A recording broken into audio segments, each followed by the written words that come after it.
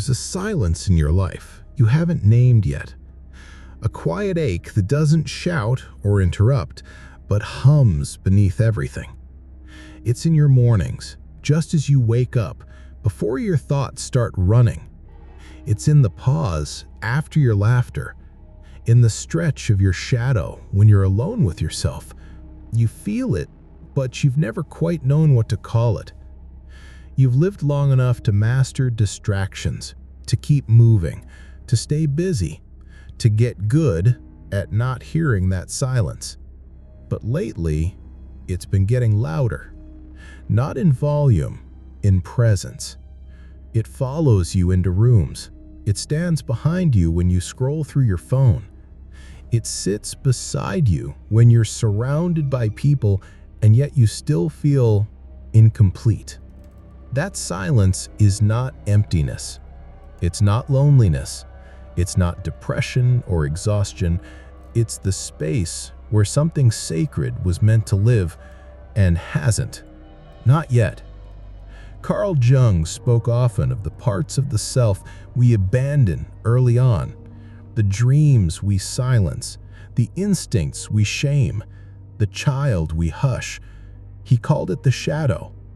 But within that shadow lies something deeper, older, divine. There's a part of you God still waits for. Not the polished version, not the compliant adult you perform for others, not the role, the title, the mask, the part of you that still hides, the one you stopped showing long ago. Maybe it was curiosity or tenderness. Maybe it was that wild honesty that used to speak without a filter, that fire that didn't apologize for burning, that raw, unedited self that believed deeply in something bigger. You still remember that version of yourself in flashes. A certain song brings it back, a scent, a dream, a person you used to be with before you lost your permission to be fully alive. And yet even now, after everything, after the heartbreaks and betrayals, after the failures and silences, after the years you've spent rebuilding, something in you still refuses to die. Something still watches the stars and wonders. Something still aches to be fully seen. That something is what God is waiting for. But this isn't the God of religion, not the one used to guilt you into obedience, not the one obsessed with perfection or punishing your humanness, not the idol of rules and fear. No, the God I'm speaking of is the presence that breathed you into existence, the one who made you not in spite of your wounds, but through them. And that God is waiting for the version of you that hasn't been bought, that hasn't sold out your soul for acceptance, that hasn't dressed up in the language of spirituality while dying inside from disconnection, that hasn't pretended to believe while secretly begging for something real. You can feel it now, can't you? That part of you, the one you lost sight of when life demanded you to grow up too quickly, the one you buried under years of responsibility, shame, and the pressure to make sense. You didn't mean to abandon it. You just got tired. You got tired of waiting to be chosen, tired of trying to prove your worth, tired of being misunderstood, of being too much, too deep, too sensitive. So you folded parts of yourself. You became quieter, sharper, number, acceptable. But something inside you never agreed. And that part, the one that still believes in miracles, that still weeps for truth, that still searches the sky for signs, has been waiting too. Waiting for you to stop performing. Waiting for you to notice how heavy your life has become. Waiting for the day you'd hear that silence again and not run from it. Because that silence isn't just a gap, it's a door. And once you walk through it, you begin to remember. Remember that the soul doesn't speak in language, it speaks in symbols, in dreams, in longing, in the ache that won't be medicated, in the restlessness that success never satisfies, in the hunger for something no one else seems to name but that you feel every time the world goes quiet.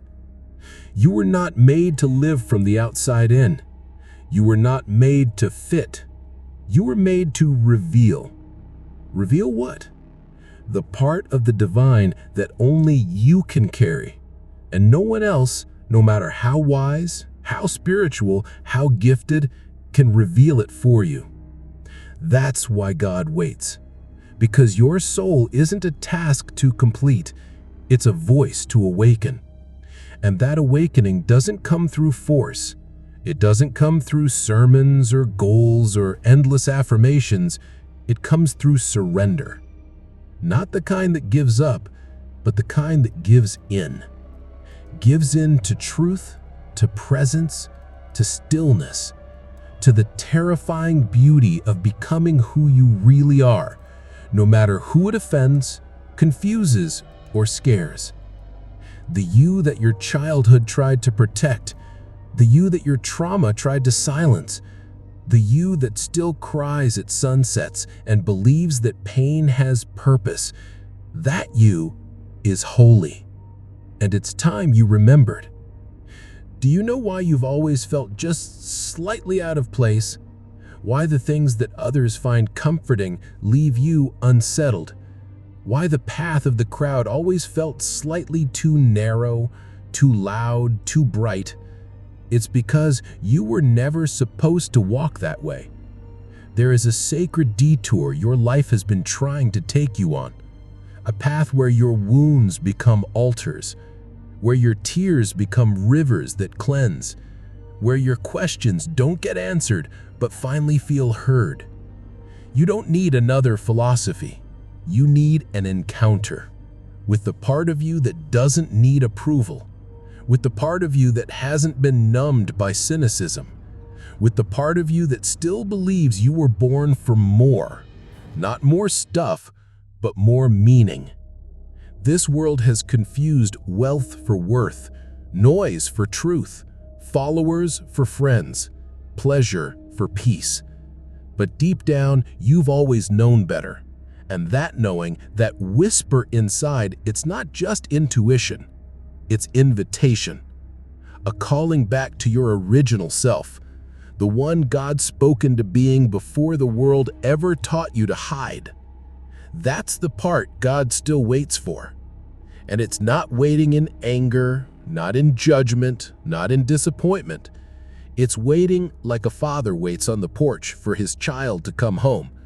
Like a lover who never gave up, like a friend who always knew you'd find your way back when you were ready.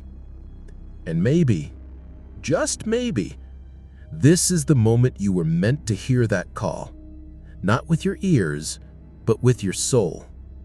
Because the ache you've been carrying isn't a problem to fix, it's a doorway. And behind that doorway is everything you've been longing for. Welcome home. There is a moment, often quiet, often missed, when something deep inside begins to shift.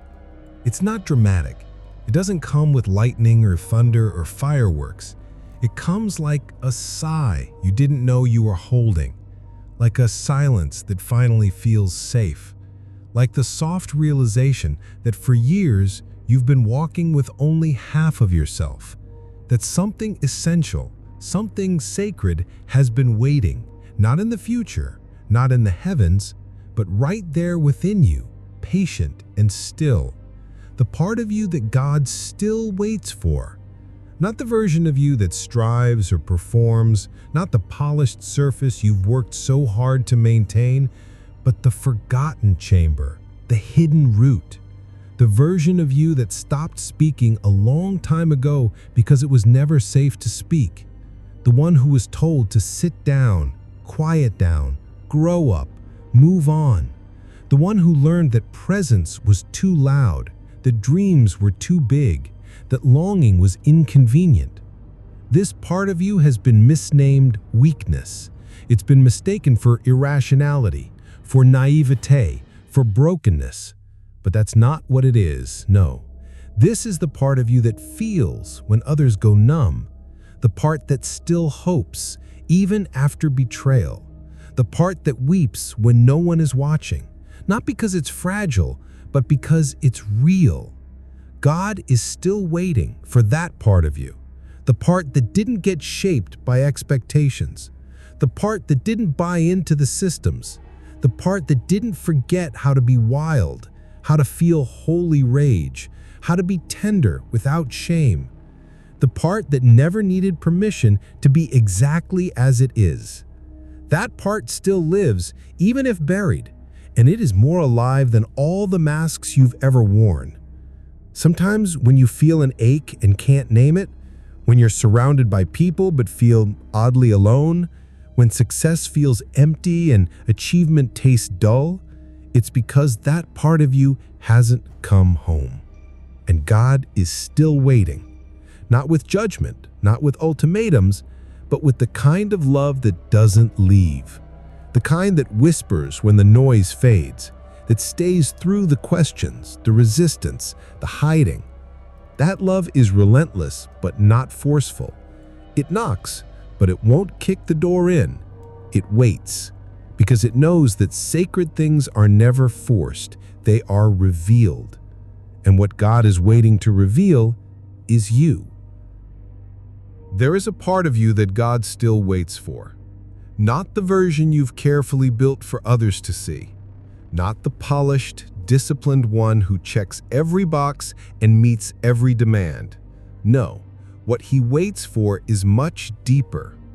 It is the version of you that still trembles when no one is watching. The part that remembers, the part that aches, even when your mouth smiles and your voice says, "I'm fine." There is a wilderness within you that has never been mapped, and heaven is not impatient with your silence. It simply lingers at the edges of that wilderness, waiting, not to judge, but to accompany you as you enter it. You see, most people don't know they're hiding. They walk around performing a life, convinced they've arrived because they've followed the blueprint given to them: career, marriage, kids, mortgage, retirement. But inside, something feels off. There's a restlessness, a strange heaviness, a subtle grief that words can't quite explain. And when they're alone, truly alone, that feeling rises like smoke from a fire they pretend doesn't exist. That's the part God still waits for. Not to fix it, not to erase it, but to be with you there. Because that's where you really are. Not in the curated photos or the well-crafted emails, not in your productivity or your praise. You live in the gap between who you are and who you've pretended to be. And He lives in that space too, waiting for you to stop running, waiting for you to come home. It's not dramatic, it's not loud, it's not even religious in the way people expect. It's a quiet invitation, a pull in your chest that whispers, there's more. Not more to chase, not more to buy, but more of you to recover. You know this already. You felt it before, on nights when the silence grew too loud or in moments when your achievements rang hollow. You've caught glimpses of it in the tears that came without warning, in the sighs you couldn't explain, in the exhaustion that sleep couldn't fix. It was never burnout. It was never laziness. It was the weight of unexpressed truth, the exhaustion of playing a role that slowly suffocates your soul. And somewhere in you, beneath the striving and the shame, beneath the logic and the list-making, is the original version of you, the one that remembers being alive without needing to prove it, the one that still hears the echo of a sacred calling, even if you've forgotten how to name it. That version of you was never meant to disappear, but life layered over it. Expectations, responsibilities, disappointments. You became practical. You became efficient. You became dependable. And in doing so, You began to disappear. But God hasn't forgotten. He's been waiting at the threshold of your inner world, not demanding performance, but longing for permission. Permission to enter the places you've guarded, the wounds you've minimized, the longings you've buried so deep you convinced yourself they were dead. But they're not dead. They're dormant, waiting, just like him. And here's the strange thing. This isn't about religion. It's about restoration. It's not about being good. It's about being real. Because the part of you God waits for isn't the part that wins or impresses. It's the part that feels, the part that breaks, the part that admits, I don't know who I am anymore. That's the doorway. That's the beginning. Because only when you admit you're lost can the shepherd find you. And in doing so, we became experts at hiding. We learned how to smile when we were breaking. We learned how to perform, how to be agreeable, how to shrink just enough to not disturb the waters of others. But there's a cost. Not one that arrives like a bill in the mail, but one that accrues in whispers. A fatigue that sleep can't fix. A sense of being surrounded and yet profoundly alone. A strange emptiness in moments that are supposed to feel full. That cost is the disconnection from the part of you that God still waits for. That quiet, holy center that remembers who you are without trying. The part of you that existed before you learned to apologize for your depth. This isn't about religion. This is about remembering. About tracing your way back through the noise, the roles, the masks, and touching something ancient, something sacred. The place inside you that never stopped believing in light, even when everything around you felt dark. Have you noticed? There are moments when you're completely still, maybe late at night, maybe staring out a window, and something moves in you. A memory not tied to time. A longing you can't quite explain. It's not nostalgia. It's the echo of a conversation you were meant to have with God, but haven't yet. The longer we live without answering that call, the louder the world becomes. We drown ourselves in tasks, distractions, achievements, hoping something will finally feel like enough. But the part of you that God still waits for doesn't want noise. It wants truth. It wants surrender. It wants presence. And here's the secret most people never say out loud. We're not afraid of failing. We're not even afraid of pain. What we fear most is being fully seen. Because if someone sees all of you, the cracks, the questions, the chaos, what if they leave? What if even God turns away? But here's what you've forgotten. God is not the one who leaves. God is the one who stays when everyone else walks out. The one who sits beside you in silence when you have no more words. The one who speaks in the spaces between your thoughts. Not to judge you, not to fix you, but to be with you. There is a kind of healing that doesn't come through answers. It comes through being witnessed. And that part of you, the one that is still waiting to be seen, is not broken. It's hidden, buried under years of surviving, years of protecting, years of pretending you were fine. But you don't have to pretend anymore. The truth is, your soul is tired of being translated into a language the world approves of. It's tired of shrinking to fit inside spaces that were never meant to contain it. It's tired of praying for permission to just exist. And maybe that's why you're here. Not by accident, but by some unseen alignment. Maybe this is your invitation to stop running from the part of you that's been knocking, quietly, on the door of your own attention. The pain you carry is not weakness. The longing you feel is not delusion. It is divine hunger. It is the ache of remembering that you were made for more than survival. You were made to return.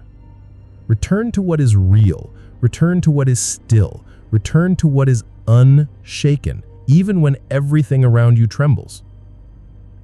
The world tells you to chase after meaning, but maybe, just maybe, meaning has been sitting patiently inside you all along, waiting for you to come home. Not to perfection, not to performance, but to presence, to being. You were never meant to become someone else to be worthy. You were only meant to remember who you are, and in remembering, to rise. Rise from the roles. Rise from the regrets you swallowed for years. The light you've been waiting for isn't on the horizon. It's inside the wound you've been avoiding. It's beneath the armor you thought you needed. It's waiting. Not to be found, but to be welcomed. And God? God waits not because He is far, but because He is gentle. He will not force His way into a heart that has not yet opened its door. But the moment you crack it open, even slightly, grace pours in like floodlight, not to erase your story, but to illuminate it. You are not too late. You are not too far gone. You are not too complicated. You are simply someone who has lived enough to forget. And now, you are someone who is ready to remember. Because only when you admit you're lost can the shepherd find you. There's a part of you that never learned how to lie. A part that winces when you pretend to be okay, when you force a smile, when you laugh just to keep others comfortable. It's the part that watches you from the quiet corners of your soul and whispers, "This isn't who we are." That whisper doesn't shout. It doesn't scold. It waits. It waits like the eyes of a child who doesn't yet have words but knows when something isn't right. You can dress it up. You can drown it in distraction, but you cannot kill it. Because that part of you is not a memory or a behavior or even a belief. It's a frequency, a sacred pulse, the soft echo of what God first breathed into you. And when you lose touch with it, you don't just lose clarity, you lose direction. Life starts to feel heavier, not because the world changed, but because the compass inside you got buried beneath the noise. You begin chasing things you don't even want. You say yes when your soul screams no. You nod when you mean to speak. You settle when you were born to rise. And still, that part of you waits. It waits through the heartbreaks. It waits through the compromises. It waits through every day you abandon yourself for approval, for survival, for the illusion of safety. Most people live entire lives without ever returning to that place. They forget the way back. They confuse their trauma with their identity. They confuse performance with presence. But a few, just a few, reach a point where the dissonance is unbearable, where the smile cracks, where the mirror becomes a stranger, where the applause no longer means anything. And in that moment of holy exhaustion, the whisper becomes a roar. It doesn't tell you what to do. It doesn't guilt you. It simply shows you what you've been missing. The part of you that feels like home. The part of you God still waits for. This isn't about religion. It's not about doctrines or dogmas or polished sermons. It's about soul memory. That innate, undeniable sense that there is more to you than what you've become. That you were not made to shrink, to perform, to prove, that underneath all the layers, all the adaptations, all the masks, you are still known. And being known by God is not a matter of worthiness, it's a matter of willingness. Are you willing to stop running? Are you willing to stop editing yourself so others won't leave? Are you willing to be seen, truly seen, by the one who never looked away? Because that's what this really is, a return. Not to what the world told you to be, but to what you already are. A return to the innocence you buried to survive. A return to the truth you silenced so you wouldn't be rejected. A return to the softness that got covered in armor, to the hope that turned cynical, to the love you stopped believing you deserved. And in that return, you don't become someone new. You remember who you were before you forgot. And that memory, it's not in your mind, it's in your body. It's in the way your chest tightens when you betray yourself. It's in the way your eyes water when you hear something real. It's in the way your skin reacts when you're in the presence of truth. Your body remembers the sound of your own soul. It always has. And that sound is what God never stopped listening to. You see, you don't need to earn the right to be loved. You were loved before you knew how to ask for it. You were chosen before you could perform. And the part of you that God still waits for, it's not the cleaned up version. It's not the curated persona. It's the raw, unfiltered, trembling part of you that still feels, still hopes, still aches. That's the sacred ground. That's the Holy of Holies, not the temple made of stone, but the sanctuary made of scars. And when you return to that part, everything changes. Not because life becomes easier, but because you stop resisting who you are. You stop apologizing for your depth. You stop hiding your wounds. You stop negotiating your spirit for a place at the table. And in that freedom, something awakens, a knowing, a power, a presence, the kind that doesn't shout or demand or compete, the kind that simply is, that walks into a room and shifts the air, that speaks without speaking, that blesses without trying. That is what God placed in you, and that is what He waits for you to reclaim. There are moments in life when money becomes strangely silent. When you sit alone in your room, staring at your bank account or calculating bills, and there's no more noise, just a dull ache, a silence, a presence. Not of the money itself, but of something deeper behind it. Something invisible, asking questions you don't quite know how to answer. It's not about wealth or poverty. It's about what your relationship with money says about your relationship with yourself.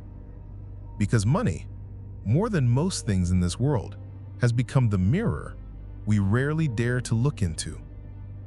And yet it reflects everything: our fears, our hopes, our sense of worth, our trust or lack of it in life. Carl Jung said that when an inner situation is not made conscious, it appears outside as fate. And maybe that's exactly what money becomes: the shadow of your spiritual life projected onto the material world. Maybe it's not just currency. It's the emotional residue of your upbringing, your unspoken wounds, the echoes of every time you felt unsafe, undeserving, ashamed.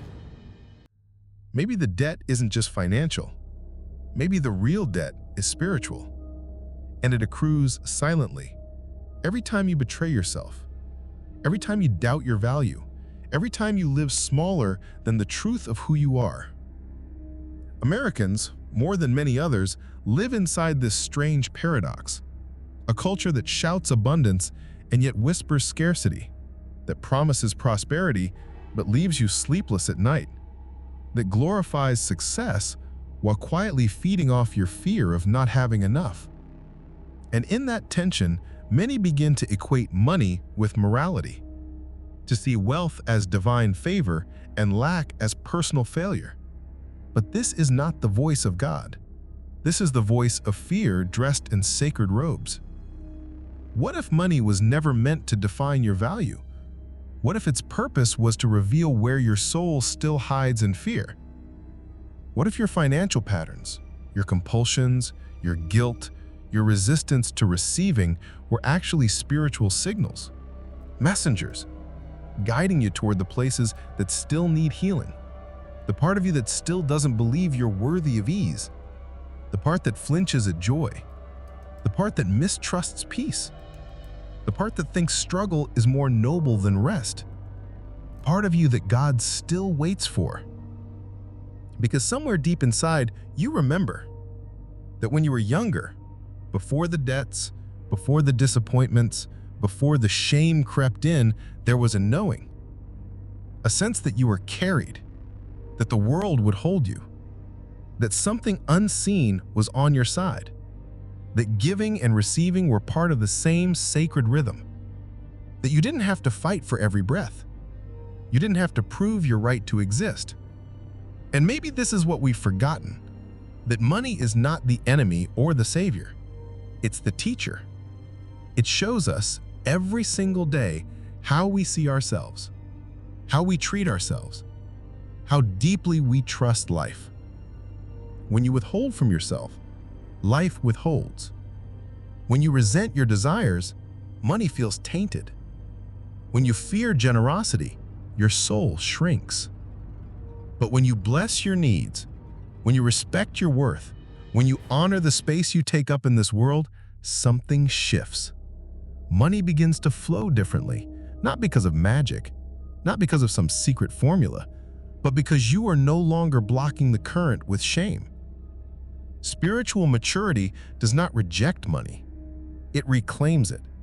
It takes it out of the shadows and brings it back into alignment with the soul. And suddenly, every dollar becomes sacred. Every transaction becomes an affirmation. Every act of giving or receiving becomes a prayer. This is not delusion. This is transformation. When you see money not as power, but as energy, not as identity, but as expression, not as salvation, but as reflection. And the truth is, God is not judging your balance sheet. God is not counting how much you've earned or lost. God is watching what you do with your soul when money shows up, and even more so, when it doesn't. Because it's easy to be spiritual when abundance flows. But what do you do in the silence? When the rent is due and the job is gone and the voices in your head get loud again? Do you collapse into despair, or do you remember who you are? Do you remember that you were born worthy? That value was never something you had to earn? That the richest people in this world are not always the ones with the most, but the ones with the deepest peace. There's a reason why some people, even with little, glow. Why they walk with dignity. Why they give freely. Why their presence feels full even if their wallet is not.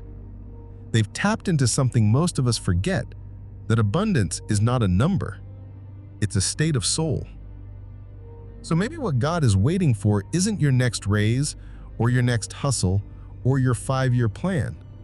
Maybe He's waiting for you to stop punishing yourself, to stop measuring your value by what you have, to stop making poverty a personality, to stop making wealth a performance. Maybe He's waiting for you to forgive yourself, to forgive your past mistakes, your impulsive spending, your scarcity thinking, your avoidance, your fear, your guilt. Maybe He's waiting for you to say, I am enough, even here, even now, even before anything changes. Because that is when things begin to change. When you let go of the shame, when you reclaim your spiritual inheritance, when you stop hiding from your own worthiness. You were never meant to be enslaved by money. You were meant to walk beside it, conscious, clear, whole, to make it a tool of love, a channel of truth, a reflection, not a replacement, of your sacred identity. And if you've read this far, maybe something in you knows it's time, not just for financial healing, but for soul alignment, for spiritual wealth, for sacred abundance. So don't let this moment pass. Breathe. Listen. You're not here by accident. And if this message stirred something in your spirit, if it reminded you of a truth you've long buried under fear or habit or pain, then I invite you to take one small step right now. Subscribe to this channel, not just as a click, but as a commitment to yourself, to your awakening, to the part of you that God is still waiting for. We're building something sacred here, a space for the unseen, the unspoken, the holy within the human. And we want you with us. Your presence matters. Your journey matters. You matter. And if this message made you feel seen, share it. Someone else needs it too. This is how we begin. Together.